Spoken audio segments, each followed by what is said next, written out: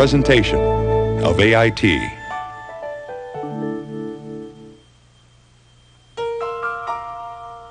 How well are all of your students learning? Are you constantly improving your instruction? Highly successful schools ask themselves tough questions like these. How do they find the answers?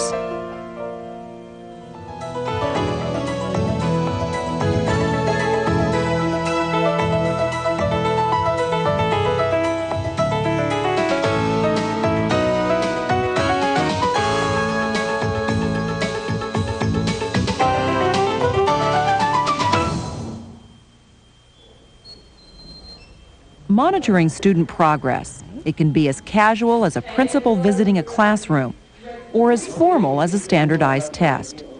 At the highly successful schools we visited, monitoring was used to answer important questions about the school. We're going to examine 5 of those questions.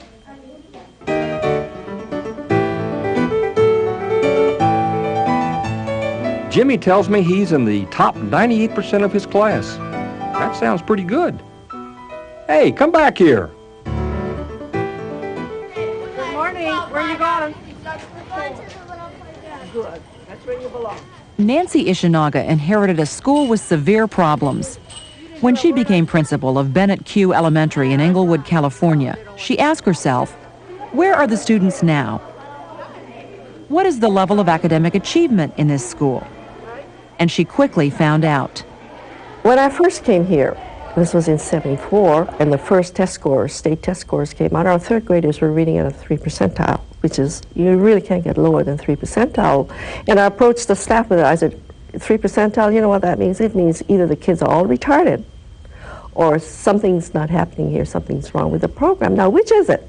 And I think if it's only one class... Nancy Ishinaga and her staff used the assessment data to take stock of where their students were. That's the first step in any improvement effort. And it became clear to them that the school's academic program was not working. And of course, they all had to admit, and many of them already knew that the program really wasn't doing what it was supposed to do. So we really had very little problems. We all agreed that all kids can learn to read. Me being a Skinnerian behaviorist, I came out with the fact that, hey, listen, Skinner taught pigeons how to read. And if he could teach pigeons how to read, certainly you can teach every kid in the school how to read. And that's where we started from. Who can tell me the sound? Ooh. Sound. Ooh. Ooh, close. Oh. My Ow. turn. Let me say it. Ow. Oh, you remember. Let me say it first. Ow. Everybody, what's the sound? Ow. Okay, let me hear you say the sound. Kenneth. Ow. Perfect. Miriam. Ow. Good. You would What do you do if you hurt yourself? What do you Scream. probably say? Ow. And that's exactly what he did. Let's look at our... Return the ball without kicking. How's that? You never know where Euclid Principal Esther McShane will turn up next. Breaking up fights on the playground, in the classroom watching a new teacher, playing an educational game with students, or joining in song with a group of 4th graders. She is constantly monitoring classrooms and test scores. One way she uses that data is to create standards of success for each child. Academic success will be that every child will show gain every year. So that a child that is on the 50 percentile this year, our goal should be the 60 percentile, that we should not be satisfied at any level. And I do have some children on the 11 percentile. That child must get the support from this school to grow up to 25 percentile, 30 percentile, because I believe that every child is capable of growing. It may take Jose 3 years to get to the 30th percentile, but my God, he's going to get there. Lou Yanu is another principal who uses assessment data to create standards for success. His school is Thorncliffe Elementary in Edmonton, Alberta, Canada. Here, all students are tested at the beginning and end of each school year. By identifying assessment needs of students early in the school year, we can tailor our curriculum to meet the needs of students. Once we know where the students are when they begin the school year, we provide the appropriate curriculum so that by the end of the year, on an assessment profile, we can demonstrate significant growth. At the new Suncook School in Lovell, Maine, success is measured by more than just test scores. So how much is that you're showing right there? Principal Gary McDonald believes student involvement in learning is just as important. If you have children sitting in a small group, sitting by themselves, and they're actively engaged in learning, that to me means that they have an investment in their learning. To it and see if they fit it, and if it does, you circle the S and you put it. Right, so what is not 1/6 complete? Hold on. Oh, yeah. Avoid it. Don't go there. See how big he is compared to this one? Because that one's curling up. Yeah, this one looks fat. Yeah, they get fatter. And his arm is still out. It's not across his chest yet.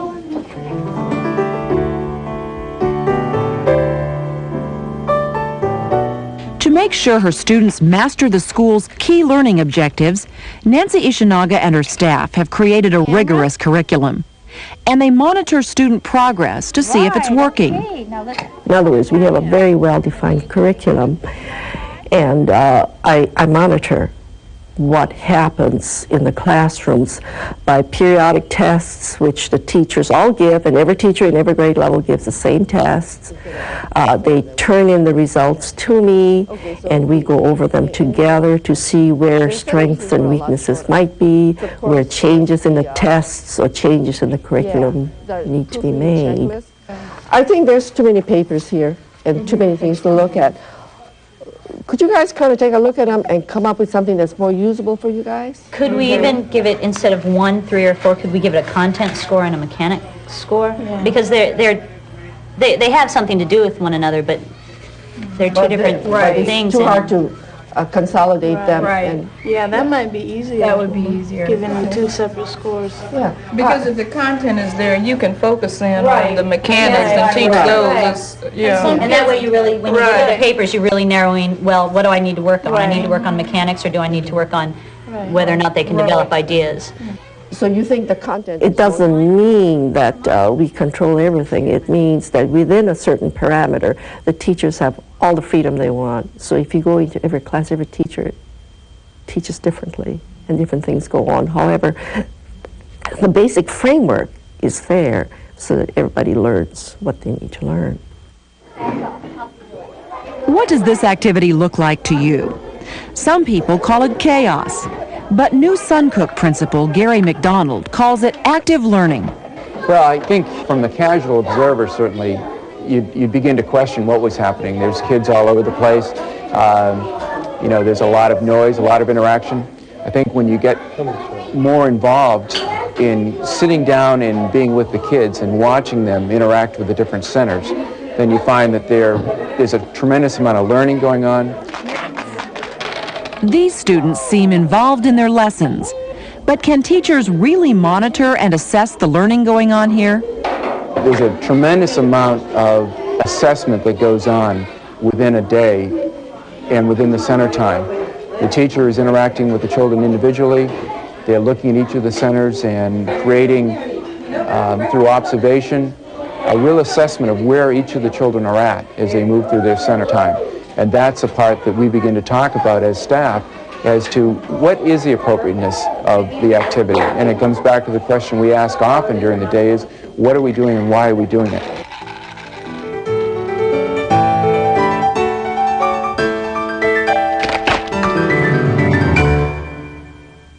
New plants and trees sprout on rotting logs. It can take 300 years. The highly successful schools we visited were determined to create success for every child, not just the top students. At Alki, Pat Sander uses classroom monitoring and testing to make sure no students fall through the cracks. Oh, well, I'll give it a copy to you. I have it on my bulletin board. From my individual perspective as a principal, I want to know where the children are.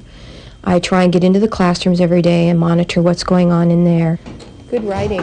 One way Pat Sander uses the data she collects is to organize students into learning groups, groups that will challenge them to do their best. We move the children as they need to be moved.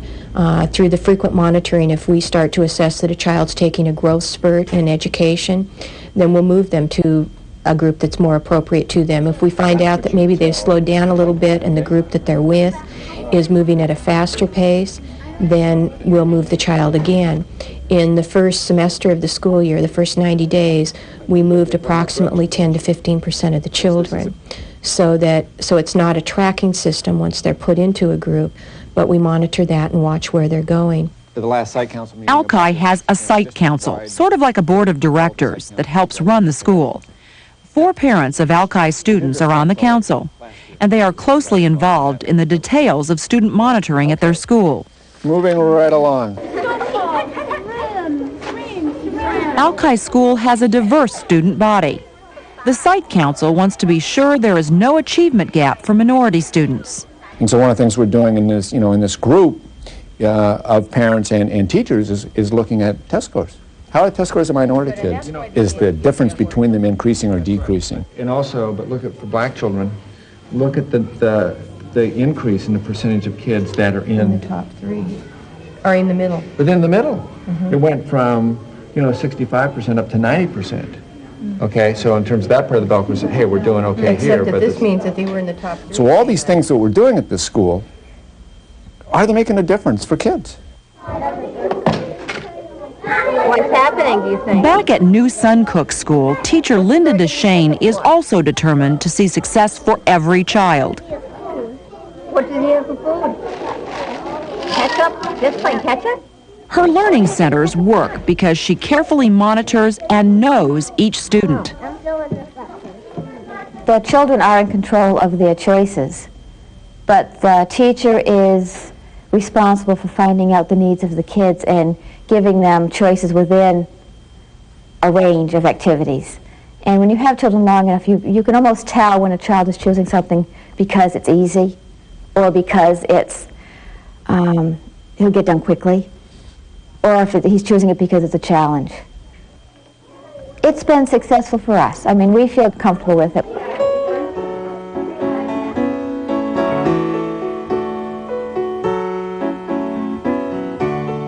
I said, your son doesn't seem to listen very well.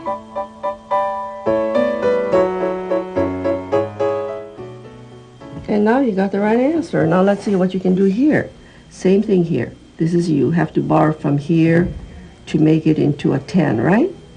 So what does this become? At Bennett Q School, Nancy Ishinaga personally tests the academic skills of each new student. She uses this assessment to get parents involved in the child's learning. Like that, Our kids have already had fractions because we do that in the first half of the year, in the 4th grade. So my suggestion to you is to go to the drugstore and look for workbooks on simple fraction and help her with that. Oh, I know that good. I know fractions. Well, that's good. And it would help because your son is in exactly the same boat. Of course, I have to do a lot of counseling with the parents to make them understand why. And generally, they understand. Parents understand kids have to attain certain skill levels. In fact, many of them say, it's about time there's a school that requires certain kinds of learning before the kids are promoted. In my other school, they just pass them on. So we don't do that.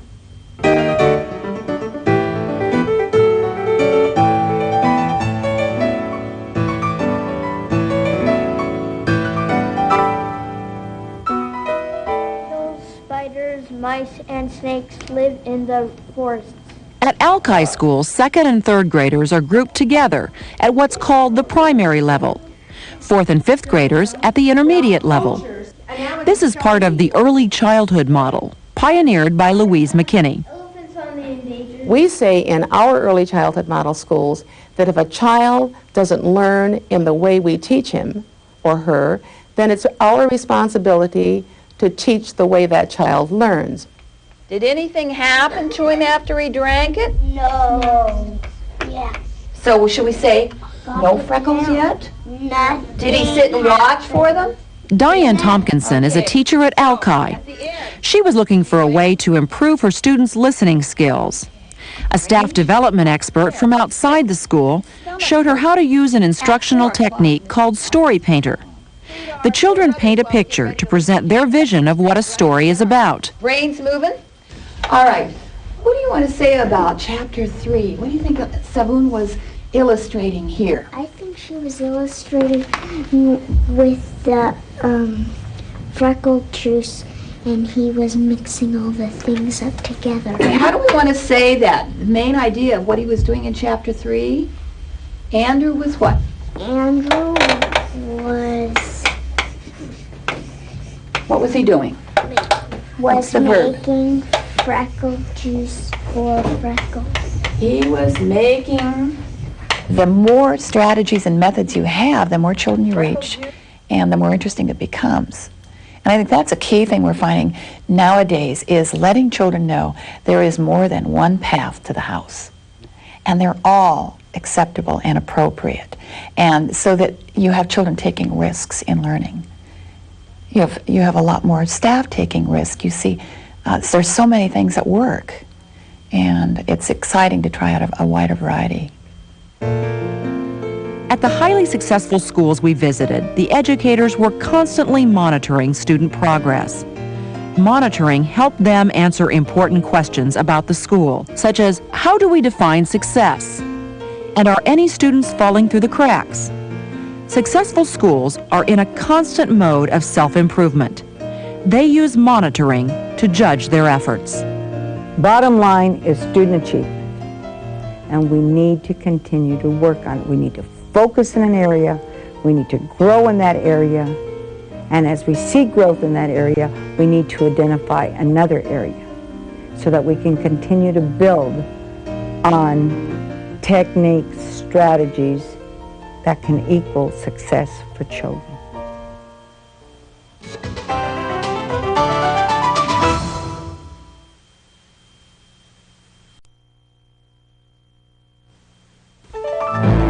A presentation of AIT. Ineffective instructional strategies. Number 17, a strategy for keeping students on task. And that happened during the reign of Louis the 14th. Or was it Louis the 15th? Maybe it was Louis the 12th. Want to see some real strategies? Strategies that work? That's what this program is about.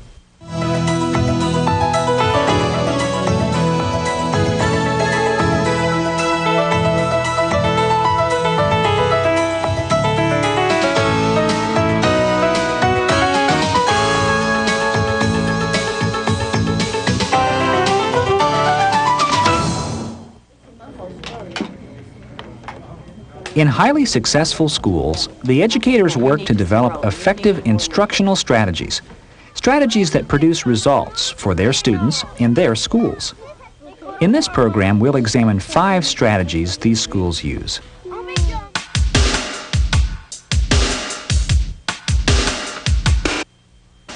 You can read this book.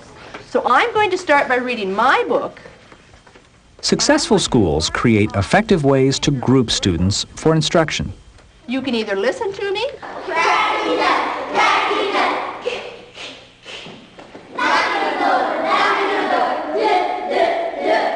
At the Van School in Pittsburgh, some students are placed in a program called ELS, Early Learning Skills. ELS acts as a transition period between kindergarten and first grade for students who are not ready to advance.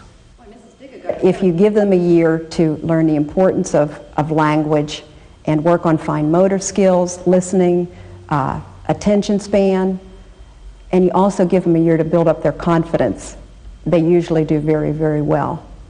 It's that real long word.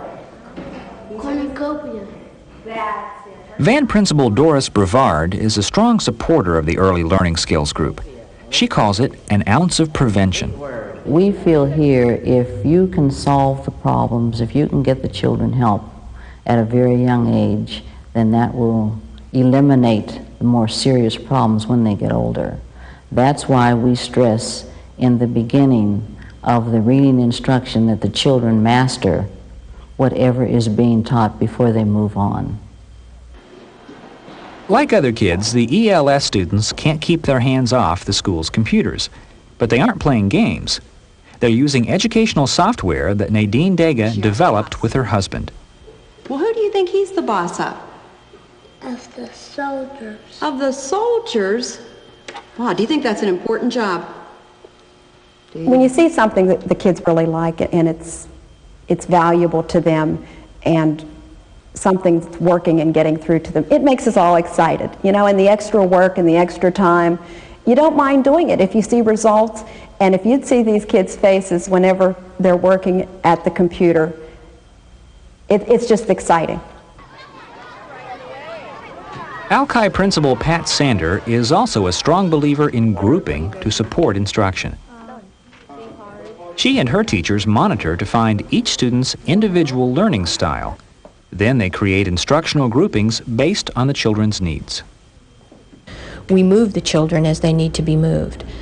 Through the frequent monitoring, if we start to assess that a child's taking a growth spurt in education, then we'll move them to a group that's more appropriate to them. If we find out that maybe they've slowed down a little bit and the group that they're with is moving at a faster pace, then we'll move the child again. In the first semester of the school year, the first 90 days, we moved approximately 10 to 15% of the children. So it's not a tracking system once they're put into a group, but we monitor that and watch where they're going. In some schools, children in learning groups are given labels. You don't see the labels, but they exist, and they may stay with that child through every grade. That doesn't happen at Alki.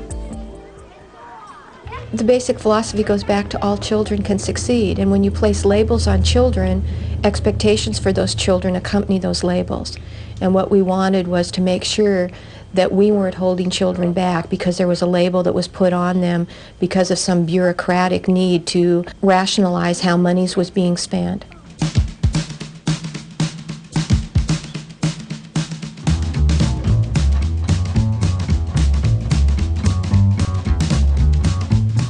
Spot. Spot. Another important trait of successful schools is appropriate pacing of instruction. The emphasis here is on accelerating the learning for all students, even those who are behind. Without acceleration, these students will never catch up. 15, 16. Now I can take that information. This is Thorncliffe School in Edmonton, Alberta, Canada. Monica Ullman teaches a group of students pulled from regular classes because they were not doing grade-level work. Her goal is clear: bring every student up to grade level in every subject. Thank you. A really good example is in math. A number of my students, my grade 6s, started off at a low grade 3 level. They could barely add, subtract, multiply, or divide. I told them that I had no intention of keeping them in grade 3 if they could prove to me they could master a grade 3 math curriculum. So we worked at it, and they passed the grade 3, 80% plus mastery. So I put them in grade 4. They thought this was wonderful. They did that. They mastered that. I put them in grade 5. They thought that was wonderful. They mastered the grade 5, and I put some of them into grade 6. They were then pestering me, saying, would you put us into grade 7? Because a number of my students should be in grade 7. One should be in grade 8. And I said, yes, I'm not here to hold you back. I'm here to encourage you and make you the best that you can be and to bring you along as far as I can. You're doing all snakes, so you're going to have to tell you decided to... In these classes, the pacing of the instruction is geared to help all children succeed by emphasizing their strengths. Golden cut. Right. Good girl. I want them to be aware that they have weaknesses because I believe that everybody that is a learner has some weaknesses somewhere, but that you'll use your strengths to overcome those weaknesses. And I'm very, very, very demanding in that way. I want them to be the very best that they can be because they're our future. But the important thing about crickets is that they can sing. John, this is wonderful. And who did this one? At Alki Elementary, Principal Pat Sanders' approach is to teach as though every child were gifted. At Alki, what we've tried to do is no longer remediate children, but accelerate them. We believe that the kinds of education that people have supported for gifted children over the last 5 or 10 years are the kinds of instructional approaches and the kinds of education that all children should have. Okay, first we need to look at the ones. We need to look at the ones and see if we need more ones, right? Do we need more ones this time? Ratana? Yes. Yes, we need more ones. So Alki students who need extra help in some areas will get it, but they are still held to the same standards as other students. I require that teachers frequently monitor student achievement and that student achievement comes to the office and that children attain an 80% mastery in reading, language arts, and mathematics objectives. It's not to say that on the first time through that child may do that and that we'll hold them in that place, but 4 or 5 months later, reteaching and through some of the other activities, I would hope that retesting takes place and that we can show that that child has been able to, in fact, move up on the mastery level. You think it's a dairy? Okay, we'll come back to you. What do you think? Dairy. Nicole, you think dairy? And Sophia? Dairy. They think dairy. Meet another principal who sees a potential for excellence in every student. Beacon Hill's Gary Tubbs. To find that potential, he expects teachers to use techniques that accelerate learning. French fries, because they both are potatoes. We have taken our menu. What we have found in working with gifted educators or educators who have worked with kids who have been tested to be in the gifted range, say these techniques work with all children. There's a lot of research to show you can actually raise intelligent quotients by that kind of teaching. So all children are gifted, and we just haven't all necessarily discovered their giftedness in all areas, in the areas that they excel.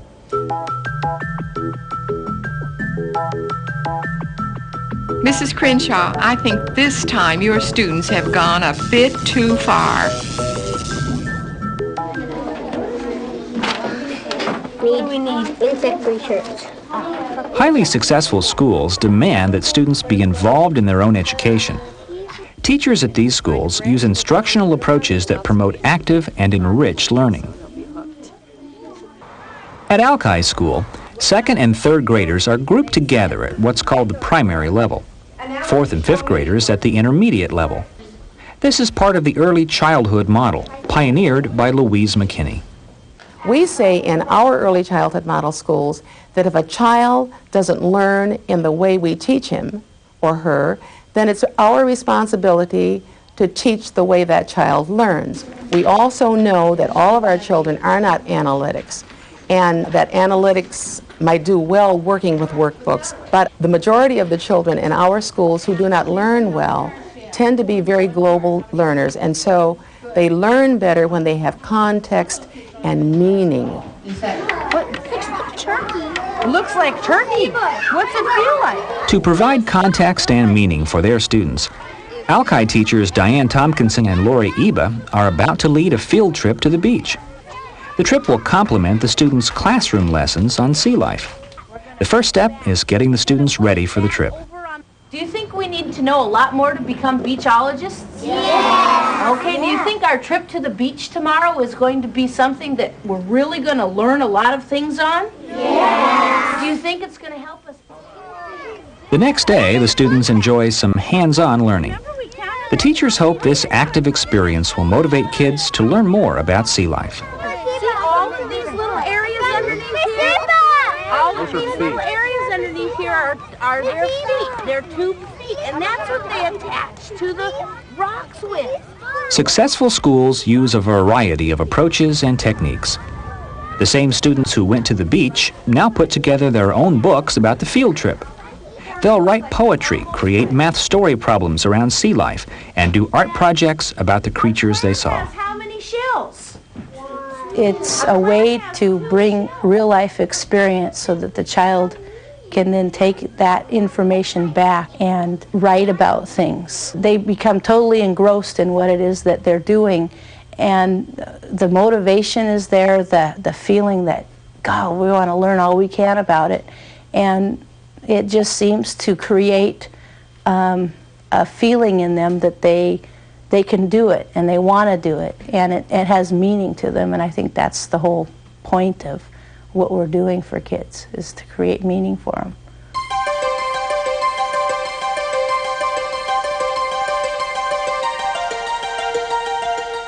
Teachers in successful schools are like chameleons. They adapt.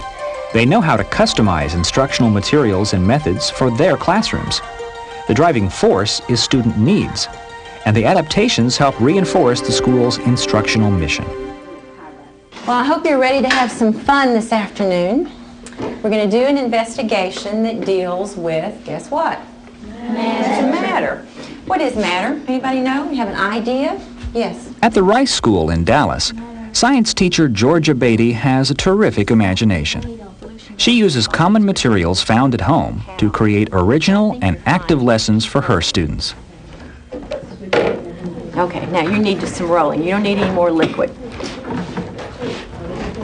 Okay, why don't you two guys get each other started? If you're not willing to take in a class after school or go the extra mile or search for something beyond the textbook, put the textbook on the shelf and do something creative, then this isn't the place for you. We're not a textbook-oriented school where we just simply, start at chapter 1 and proceed through chapter 14. We're very different. As long as the kids benefit, and that's the end product, it's okay. Just a little bit right there in the center. Okay. Now you two partners. Like a chameleon, Georgia Beatty adapts to her situation. When her students need something different or when the school policy changes, she changes too. And even when you get to a point where you think it's polished and something changes and then you wind up starting all over. Every time they change the textbooks or the learner standards that we get from the state, I feel like a brand new teacher again because I'm having to dig and look and try to make something fit to the particular needs of the kids. Welcome to the New Suncook School in Lovell, Maine. Give them half a chance and every educator here will tell you about the school's mission, creating lifelong independent learners. To realize that mission, they customize their curriculum and their teaching methods.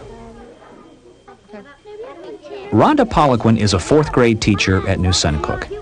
She calls herself a guide, a person who helps students learn by teaching them how to find information and solve problems. She has adapted her entire curriculum to meet that goal. I think we've worked towards kids becoming independent learners so that you won't see as much teachers standing in front of the class and lecturing to kids because we want kids to find out how to get that information themselves, and if there's something they want to find out about, giving them the tools and the skills that they need to be able to find out that information. He's in the pupa stage, but he has, I think he might have just turned because half of him is sticking out and he has a little bit of black right there. Okay, maybe can you write that down in your journal? Really the goal is to get kids to look at problems in different ways. That you can look at it through an example as a scientist or as a historian, and that using those perspectives it will help you to solve problems, which is part of becoming an independent learner.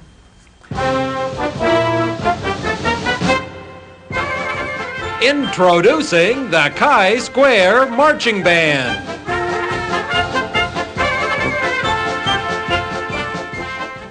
He's shaving away 2/5 of the world's rainforest. At successful schools, the educators are always searching for new ways to steal time from the school day for reinforcement in language and math.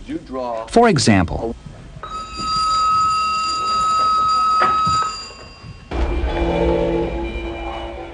at Rice School in Dallas, the students begin every day by reading to the accompaniment of classical music. Oh, my head hurts, says Leslie. Wow, you saved my life, said Paul. At Euclid, Principal Esther McShane often reads to her students during the lunch hour. Okay. And at Beacon Hill School, students practice their computer skills by writing poetry. A little butterfly in the bushes. It was a nice butterfly and... Welcome aboard. Today's field trip at New Suncook is another good example of how schools steal time for language and how teachers at these schools integrate language into other lessons.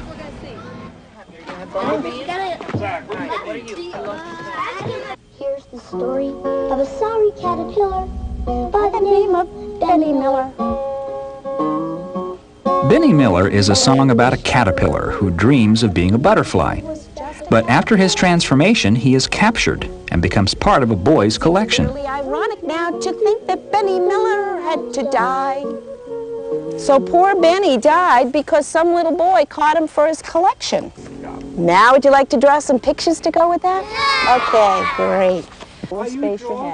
We've been studying entomology for quite a few weeks now, and one of the concepts that we really want to get across to children is the idea that nature is very fragile and we need to protect it.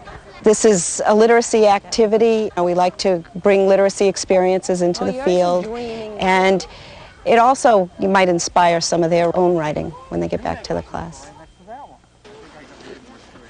Other students on this field trip will search for insects in the field and in the stream. After some exploring, Susan Steller's class will design their own insects, complete with camouflage. What's camouflage?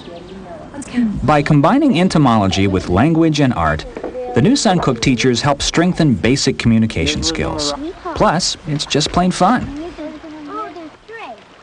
I think they're having a wonderful time. I think they're learning a lot and having fun doing it.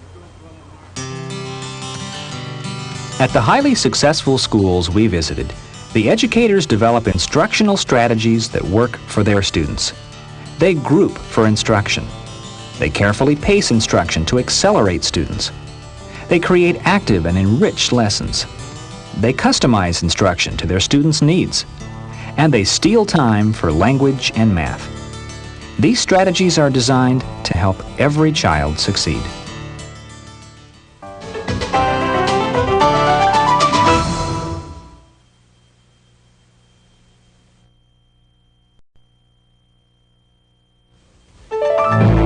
A presentation of AIT. We believe that it is our job to educate the kids, to make them literate. It's not the home's job, it's our job. If the home helps, it's fine. But if they don't help, we still have to educate and make the kids literate. Kids who come to Bennett Q, if they're here for any length of time, you can be sure that they can read, they can write, they can compute, and they can speak well. Because this is our job, and this is what we plan to do, and this is what we do.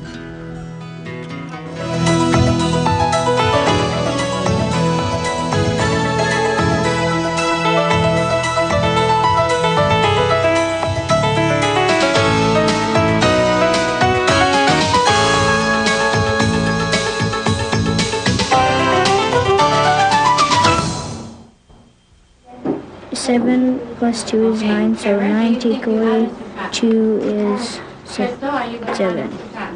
Okay, once again, correct. You're learning real well. I'll bet you if you correct. At the highly effective schools we visited, we found principals and teachers who work together toward a common goal: high levels of attainment for all students.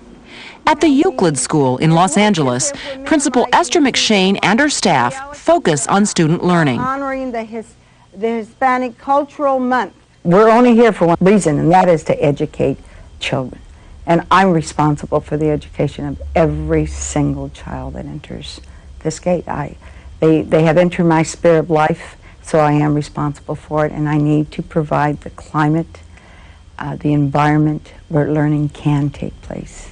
Group 2 will use computers, and you will recreate stories. I want my children to believe in themselves and to believe that they can accomplish anything they choose to. And I realize that my job is to teach them strategies for accomplishing these things. And we left the house unguarded. At the Bennett Q School just outside Los Angeles, Principal Nancy Ichinaga has a similar partnership with her faculty. Well, look at that. Yeah, I think this is... A school should be a place where kids come to learn.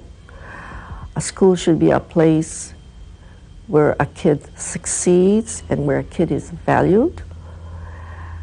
And we have a specific goal. So when a kid leaves us, we want him to have certain knowledge, certain skills. We want him to be able to go to the next step and be successful. This clown has a green flower. Okay, great. Which one? If you get a good principal who knows what she's talking about and knows curriculum and knows her people, then anyone can do it. And no one should take excuses. We don't have excuses for why children can't learn.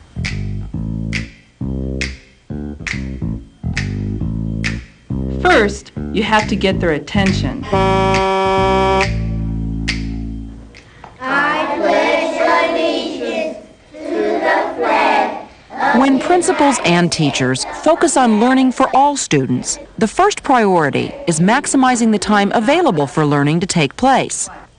Discipline is one important element in providing an environment for learning. What's the month?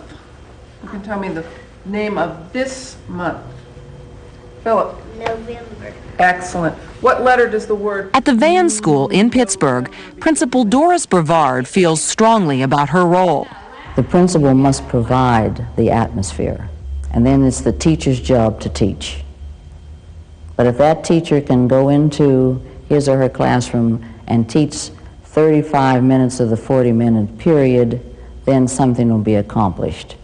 But the principal must see to it that the discipline throughout the building is such that the teacher can teach the 35 minutes. No, so what did he have to use to look at that picture? Kathy Gallagher teaches 4th grade at Van. I know that when I go in my room, I will have an atmosphere in which I can teach. And I think one of the things I always remember when I first came to Van, she said to me, you can teach whatever style you like. Your style is your style. And as long as you're teaching and children are learning, that's all I ask of you. And she also told me that when I go in my room to teach, I will have an atmosphere in which I can teach. And if I don't have that atmosphere, then that's her job to provide it for me. And it's always been provided for me. Another way to maximize learning time is to move swiftly from one class activity to the next, as in Dana Brooks' class at the Rice School in Dallas. Make sure your pencils are put either in the container on your tables or on the floor. I'll give you about 3 seconds to get yourselves together. 3, 2, 1, 0. Okay, if you will remember... Whether it's a teacher-centered school such as the Rice School in Dallas, or a more student-centered school such as New Suncook in Maine. Right now it's time for you to clean up your space and go to your meeting area. Transitions take very little time. If we had to yell to them or say, okay, it's time to clean up, they wouldn't hear us. So by clapping a pattern, it brings their attention to what we're doing. And the hands on the head is, they can't be touching anything while they're listening. So they have a better listening time when they have the hands on their head. Maximizing learning time also means that every possible minute is devoted to teaching and learning. At the Euclid School in Los Angeles, that can even mean having the principal read stories to the students at lunch. Leslie reached down for him. Try to grab my hand, she said. For a principal like Esther McShane, maximizing learning is a high priority. Effective use of time is one of the things she looks for in the classroom. What I look for in a classroom is to see time on task. Why is it that the child is engaged in that activity? Is that activity challenging? Does it raise another level of awareness for a child? Are children exchanging ideas with one another? A deer, where does it look like a deer point?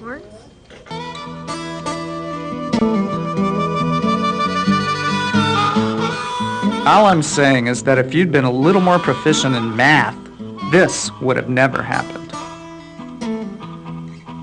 Blind. Eye. Which eye is it? Eye blinking. Put it down.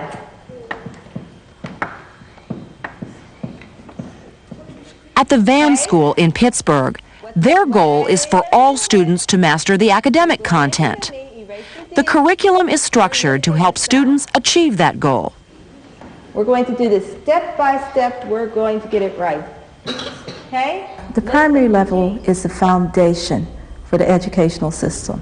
If they start out and they're passed through and they don't have the basics for reading, they don't have the basics for math, they never get it. It has to be achieved in the primary level. And we firmly believe that, and we work for it. Great job. I knew you could do it. Very good. Van principal Doris Brevard has the same conviction. We feel here if you can solve the problems, if you can get the children help at a very young age, then that will eliminate the more serious problems when they get older. That's why we stress in the beginning of the reading instruction that the children master whatever is being taught before they move on. It's STEAM, that's right. We know how to direct our kids to make it work. We know the problem before it happens. At the Bennett Q School in Los Angeles, Nancy Ichinaga also stresses the value of a structured, sequenced curriculum. We have worked out a system where everybody goes through, everybody is taught specific things that make them a successful student. And it's what every teacher does. That's a perfect explanation. So would you read that statement, Eleanor, for us? Howard Rothenberg teaches math at Bennett Q. Or you should have common denominators. If you don't have the foundations from first, second, third grade, you can't begin fourth grade where you need to start.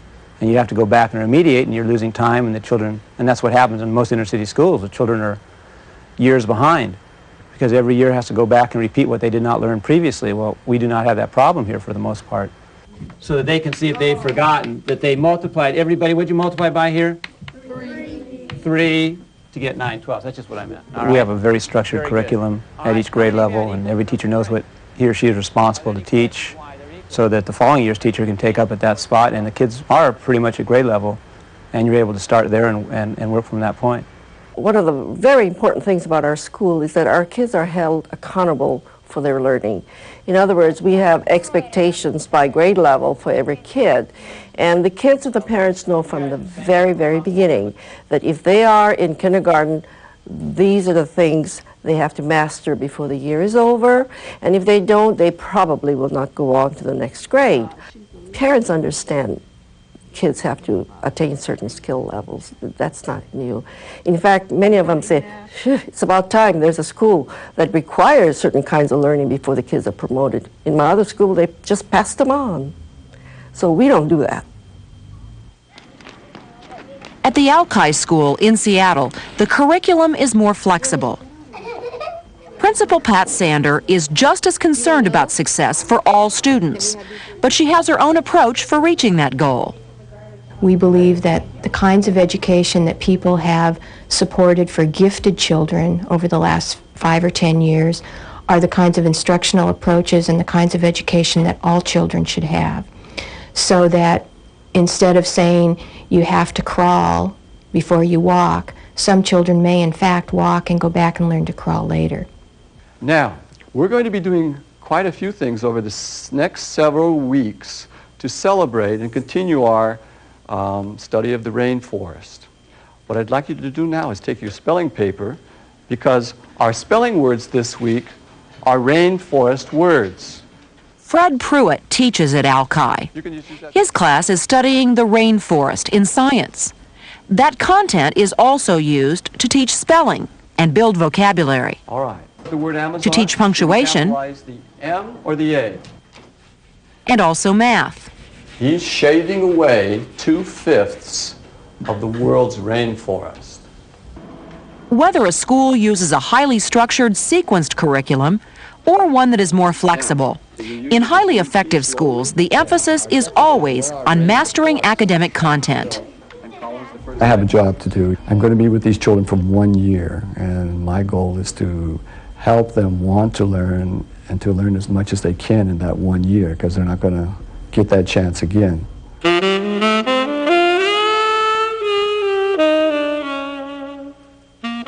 It's a good thing this school provides a lot of individual instruction. At least I'm falling behind at my own pace. To make sure students are learning, highly effective schools monitor their progress and provide special help when necessary. At the Thorncliffe School in Edmonton, Alberta, Canada, Principal Lou Yanu has goals for each student.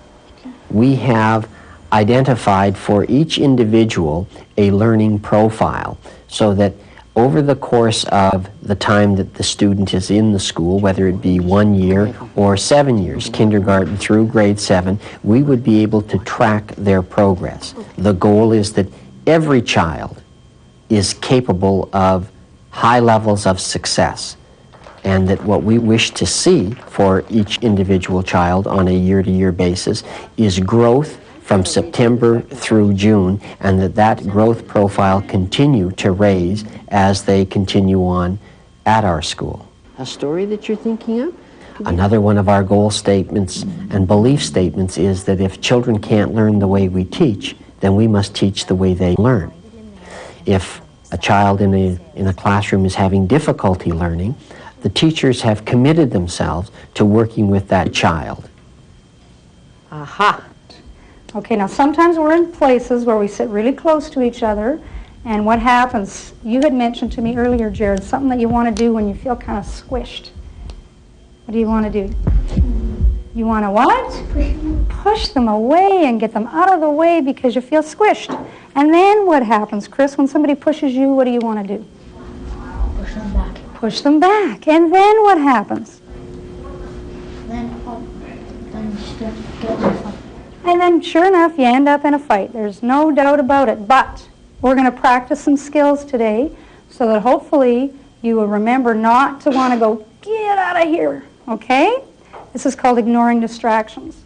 At Thorncliffe, helping students learn can mean teaching behavioral skills in classes, such as this one taught by Pat Castoros.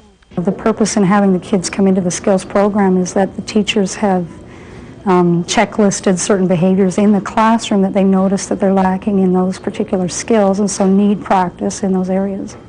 Go for it. Yes, Stephen? Can I sharpen my pencil? You certainly can sharpen your pencil. If you're not able to behave and you're distracting others and you're distracted yourself, then you're really not picking up the academic things that the teachers are offering you. It fits into the basic philosophy of the whole school that learning is important, that practice is important to be the best that you can be. If you're lacking some skills, we'll offer them to you so you can better your life. At Alki School in Seattle, Pat Sander uses a mainstream approach to ensure student success. One of her first moves as principal was to get the non-English students into regular classrooms as quickly as possible. We've tried to do an immersion technique, and instead of having those children pulled out where they're in a room with other children that are speaking the conglomerations of languages and dialects, we have looked at instructional placements that are appropriate to them and mainstreamed them in with the rest of the children. And so consequently, the English language then seems to take off much more quickly with those children. What you can do is type in the list of words on the crossword magic. The same approach applies to children with learning disabilities or physical handicaps. They spend a small part of the day with special ed teacher Tove Anvik or in individual instruction. But the majority of their time is spent in regular classrooms. They need to be in class. They will learn more by learning from their peers and from their teachers, and by learning how to use the textbooks and how to listen and how to take notes. Those are all more useful skills for them as they go on in school than pulling them out and working one-on-one. The basic philosophy goes back to all children can succeed, and what we wanted was to make sure that we weren't holding children back because there was a label that was put on them because of some bureaucratic need to rationalize how monies was being spent.